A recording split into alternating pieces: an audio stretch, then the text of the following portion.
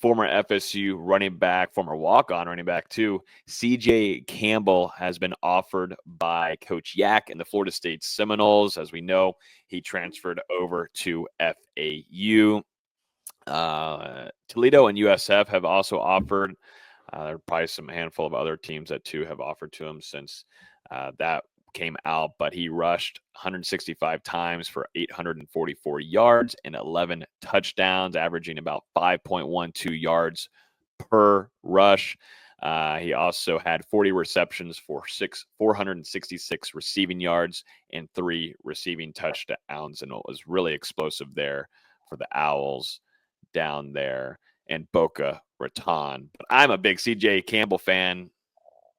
Gentlemen, I don't know about y'all. I mean, Dustin, you and I saw him a ton during practices, and and a lot of those practices, I'll be straight up with you, looked like the best running back in the backfield. But interested to see, Florida State, obviously interested here in bringing him back. Could we see a reunion potentially?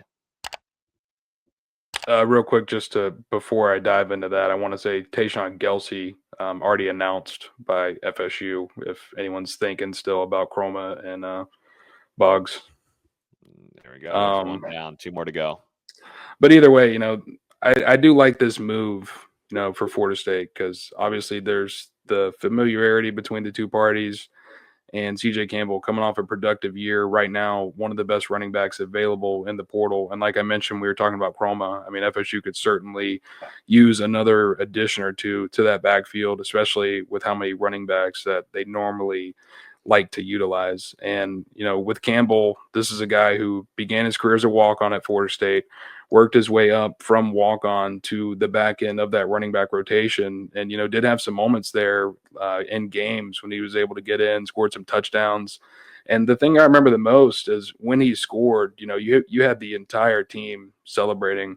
I mean, this was a guy who was beloved in the Florida State locker room, really good culture guy. And, that was something that fell off this year for Florida State. You didn't have leaders. You didn't have a good culture. The locker room seemed like it was in disarray. And, I think when you're talking about rebuilding that aspect of your program, a guy like CJ Campbell, who's already went through it with you, that could be a good building block to start with.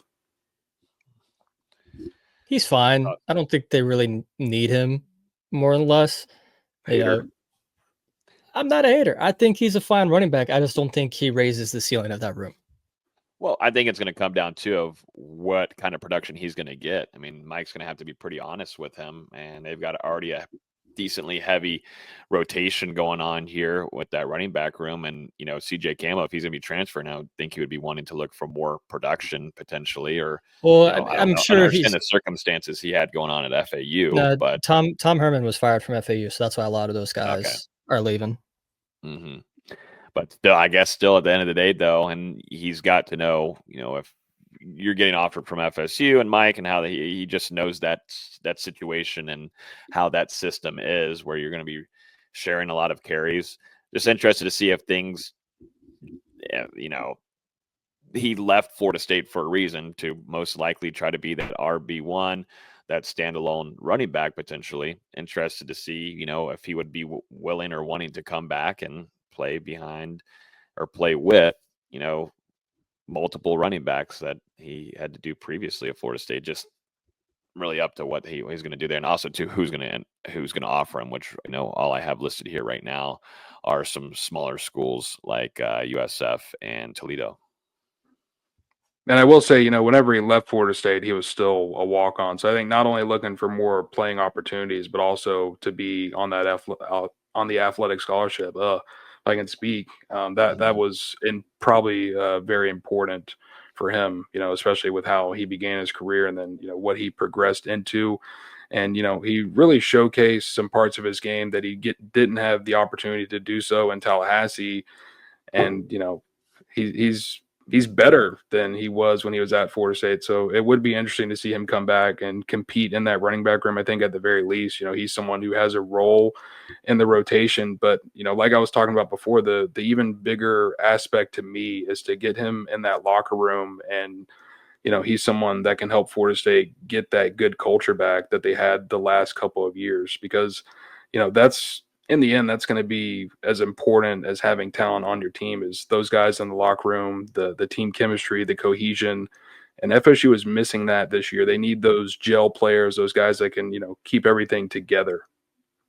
Yeah, there needs to be some lift. And I don't think Mike has, lost the locker room. I haven't heard any of that type of situation, but you do need to find leaders. There was a loss in leadership throughout this entire team, and I think too, just a lot of heads down. Need to put those chins up, and CJ Campbell does that. And like you were saying, Dustin has a lot of ties and good relationships with those players, and yeah, I think would just overall just really be a good locker room guy. And I still think as a really talented running back that fits what Mike likes to do offensively, and I think would fit what Gus is bringing in as an offensive play caller and as a receiving threat as well. You're losing Lawrence to a Philly, and yeah, you got some shoes to fill moving forward as pass catcher in the backfield.